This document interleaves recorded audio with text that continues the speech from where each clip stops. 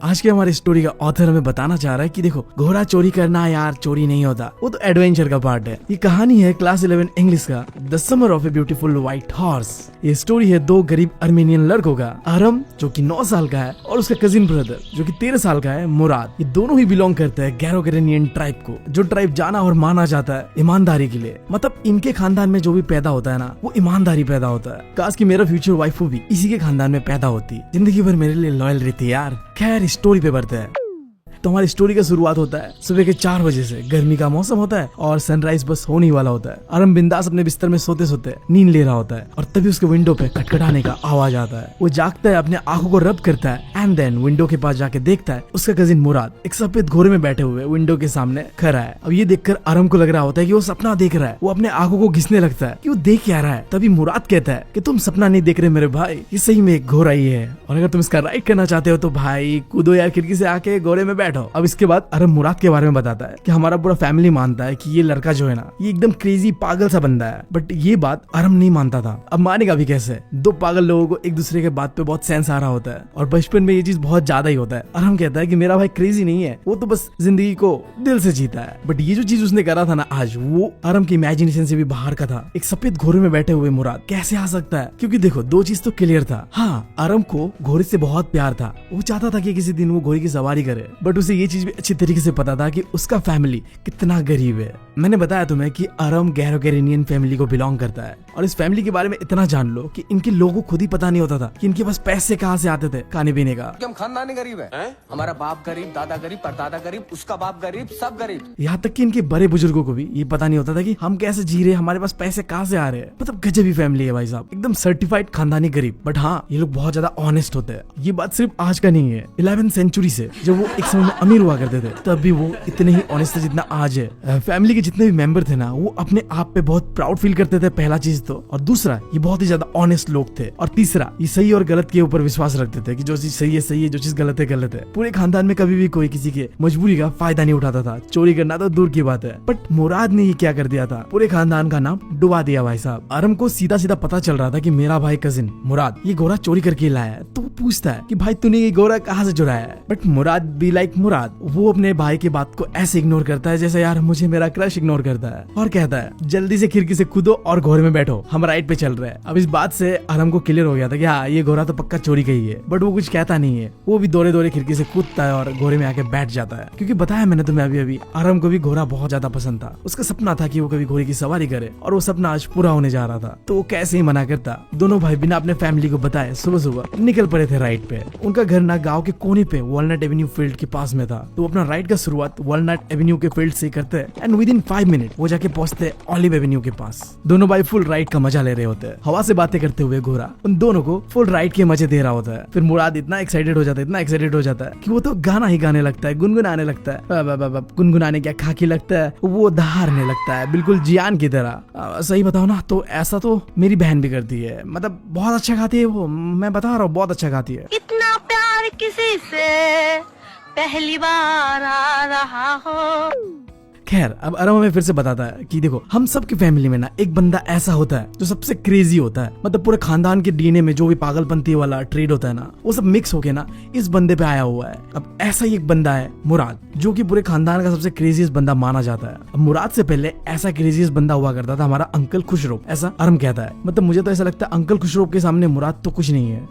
Uncle Khusro के लंबे लंबे बाल थे और दाढ़िया सैन वाकिन वैली में सबसे लंबा दाढ़ी तो अंकल खुशरो का ही था। और ये बंदा बात बात पे हर किसी के ऊपर चिल्ला देता था, इतना शॉर्ट टेम्पर्ड था। हर किसी को चिल्लाते हुए यही कहता था, इट इज नो हार्म, पे नो अटेंशन टू इट। एक बार तो क्या होता है, अंकल खुशरो बार्बर शॉप पे बैठे हुए अपना दाढ़ी सेट कर रहा होता है और तभी उसका बेटा अरग दौड़े दौड़े आके कहता है कि हमारे घर में यार आग लग गई है पापा। अब ये देख के भी अंकल खुशरो का यही कहना था, इट इज नो हार्म, पे नो अटेंशन टू इट। बगल में बैठा बार्बर भी सुन के ये शौक हो जाता है। वो खुद कहता है, अरे भाई तुम्हारा बच्चा कह रहा है कि घर में आग लग गया है। वो बार्बर के ऊपर चिल्ला देता है, इट इज नो हार्म। अब समझ जाओ ये इंसान कितना क्रेजी है, कितना पागल है। मैं तो सोच रहा हूँ कभी अगर इसका बीवी किसी के साथ भाग जाए तब भी ये यही कहेगा, इट इज नॉट हार्म, पे नो अटेंशन टू इट। अगर इसका कोई बेटी होता ना तो मैं उसको लेके भाग जाता सही में, और बंदा यही कहता, इट इज नॉट हार्म, पे नो अटेंशन टू इट। खैर जो भी हो, अब आरम कहता है कि मेरा जो कजिन है मुराद, वो भी एग्जैक्टली ऐसा ही है, वो नेचुरल डिसेंडेंट है अंकल खुशरो का, जबकि मुराद बेटा था अंकल जोराब का। अब जोराब यार बहुत ही प्रैक्टिकल बंदा था, अंकल खुशरो की तरह नहीं था, बट मुराद बिल्कुल अंकल खुशरो की तरह एक नंबर का क्रेजी बंदा था। देखो यार, क्रेजी तो मैं भी था एक समय में। जब मैं छोटा था ना, तो मेरी एक दोस्त हुआ करती थी, उसने मुझसे कहा था कि हम बड़े हो गए ना शादी कर लेंगे। हम बड़े हो गए और उसने शादी भी कर लिया, बट मुझसे नहीं।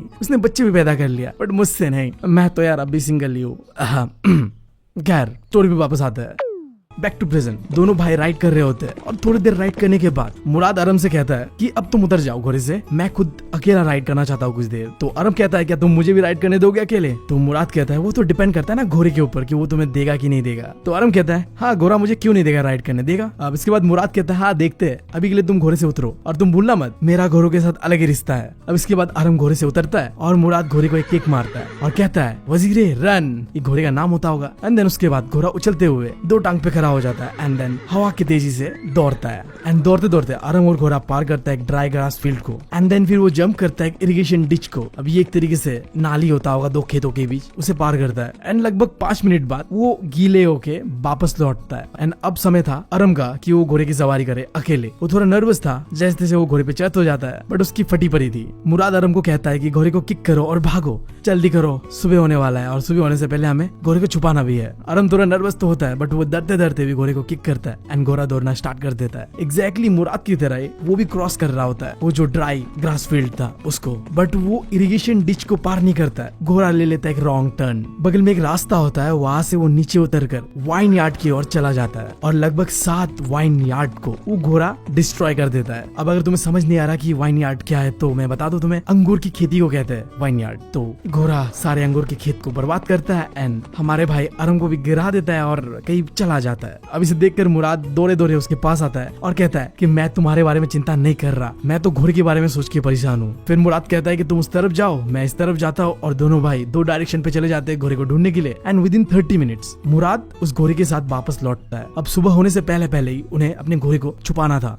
मुराद अरम से कहता है कि अगर तुम्हें कोई पूछे कि ये घोड़ा कहाँ से मिला तो तुम्हें बस इतना ही कहना है कि मुझे ये घोड़ा आज ही मिला, आज ही हम राइड कर रहे हैं। अब ध्यान देना इस बात को, आगे जाके तुम्हें पता चलेगा कि ये घोड़ा आज नहीं मिला था, महीने भर से मुराद इस घोड़े को राइड कर रहा था। खैर मैंने स्पॉइलर तो दे ही दिया तुम्हें, अब स्टोरी पे आगे बढ़ते हैं।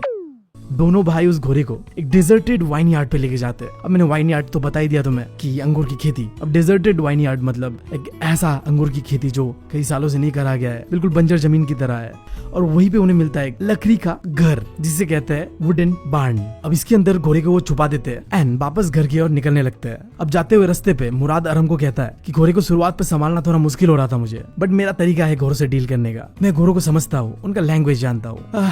काश कि मैं भी जान पाता जानवरों का लैंग्वेज। प्लीज यार कोई मुझे भी सिखा दो जानवरों का लैंग्वेज, मैं भी अपना बहन को समझना चाहता हूँ। वो हमेशा कहती है कि मैं उसे समझता ही नहीं हूँ।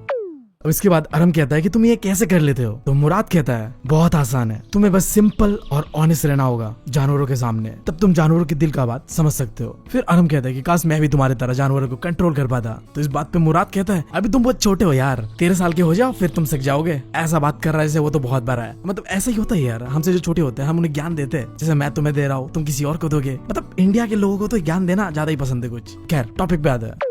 अब इसके बाद दोनों घर जाते हैं वापस एंड उसी आफ्टरनून को अंकल खुशरो अरम के घर में आते हैं। मस्त एक चेयर पे बैठ के कॉफी पी रहे होते हैं और सुट्टा फूक रहे होते हैं। एंड देन अरम के घर में आता है एक फार्मर, जिसका नाम होता है जॉन बायरो। अब ये वही बंदा है जिसका व्हाइट हॉर्स मुराद ने चुराया हुआ है। आई मीन सॉरी, चुराया नहीं हुआ है, एडवेंचर कर रहा है मुराद, तो चुराता क्या है मुराद। खैर अरम की मम्मी जॉन बायरो को चाय ऑफर करती है, कॉफी ऑफर करती है एंड देन जॉन बायरो अपना दुखड़ा सुनाने लगता है कि उसका एक व्हाइट हॉर्स है, वो कई दिनों से लापता है, लगभग 1 महीने हो गए, अब तक मिल नहीं रहा है, अब क्या करे। बट देखो दुखड़ा किसी गलत आदमी के सामने सुना रहा है। बगल में बैठा होता है अंकल खुशरो, और अंकल खुशरो के सामने तुम कुछ भी बोलोगे उसका जवाब एक ही आना है, it's no harm, you lost horse, we all lost our homeland. जिसका मतलब था कि इसमें क्या दिक्कत है, तूने तो बस अपना घोड़ा खोया है, हमने तो अपना मदरलैंड को खो दिया है। अब फिर जॉन बायरो कहता है बट मेरे घोड़ा गाड़ी का जो कैरेज है उसका क्या, बिना घोड़े के तो बेकार है। तो फिर अंकल खुशरो को वही कहना था, pay no attention to it. But भाई साहब हमारा जॉन बायरो तो अपने ही दुख पे खोया हुआ था। वो फिर अपना दुखड़ा सुनाता है कि मैं तो 10 माइल चल के आया हूँ आपके घर, मेरा तो घुटना भी दुखने लगा है। और हमेशा की तरह ही अंकल खुशरो खुशरो का वही कहना था, pay no attention to it. फिर अगेन जॉन बायरो कहता है, पर मैंने वो हॉर्स $60 पे खरीदा था। अब बार बार जॉन बायरो अपना दुखड़ा सुना रहा था अंकल खुशरो को, जिससे अंकल खुशरो को गुस्सा आ जाता है। वो कहता है, मैं तुम्हारे पैसे पे थूकता हूँ, और गुस्से से उस रूम से चला जाता है। और ये सारी बातें एक कोने में बैठे अरम सुनता है और उसे समझ आता है कि ये सफेद घोड़ा जॉन बायरो का है और ये हरामी मुराद 1 महीने से हॉर्स राइडिंग के मजे ले रहा है। वो दौरे दौरे मुराद के घर पे जाता है। मुराद एक पिस्ट्री के नीचे एक बेबी रॉबिन बर्ड का पंखों को ठीक कर रहा होता है। अरम कहता है, पता है तुझे वो घोड़ा जॉन बायरो का है और तूने उस घोड़े को 1 महीने से छुपा के रखा हुआ है। ऐसा कोई करता है भला? पूरे खानदान का नाम डुबा दिया तूने। एक मिनट अब तुम्हें लग रहा होगा कि अब अरम तो डांटेगा और कहेगा कि वापस कर दे घोड़ा, बट ऐसा होता नहीं है। हमारा अरम भी 1 नंबर का हरामी लौंडा है। अरम कहता है, चल यार अब तो क्या कर कि जब तक मैं हॉर्स राइडिंग सीख ना लूं ना तब तक घोड़ा वापस करना मत। फिर मुराद भी लाइक मुराद वो कहता है, हाँ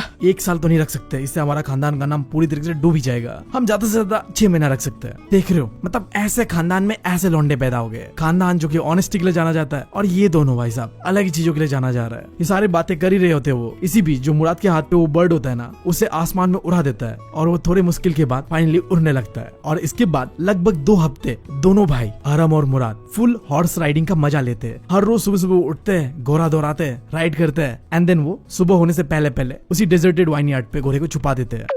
इस बीच अरम अपना फुल ट्राई कर रहा था कि वो हॉर्स राइडिंग सीख ले, बट वो हर बार गिर जाता था। बट उसने गिव अप नहीं करा था क्योंकि उसे एक दिन मुराद की तरह ही हॉर्स राइडिंग करना था। ये उसका सपना था। बट कहानी में आता है ट्विस्ट। एक सुबह को जब वो घोड़ा लेके निकल रहे होते हैं तभी उनका मुलाकात होता है जॉन बायरो से। अब ये चीज तो क्लियर था, देख के जॉन बायरो पता कर लेगा कि ये मेरा घोड़ा है। फिर भी हमारा हरामी मुराद कहता है, तू कुछ मत कह अरम, मैं डील करता हूँ अंकल जॉन बायरो से, मुझे आता है कैसे डील करना होता है फार्मर से। तो जॉन बायरो पास आता है और कहता है, गुड मॉर्निंग मेरे फ्रेंड्स के सन, तुम्हारे घोड़े का नाम क्या है? तो मुराद कहता है, माई हार्ट।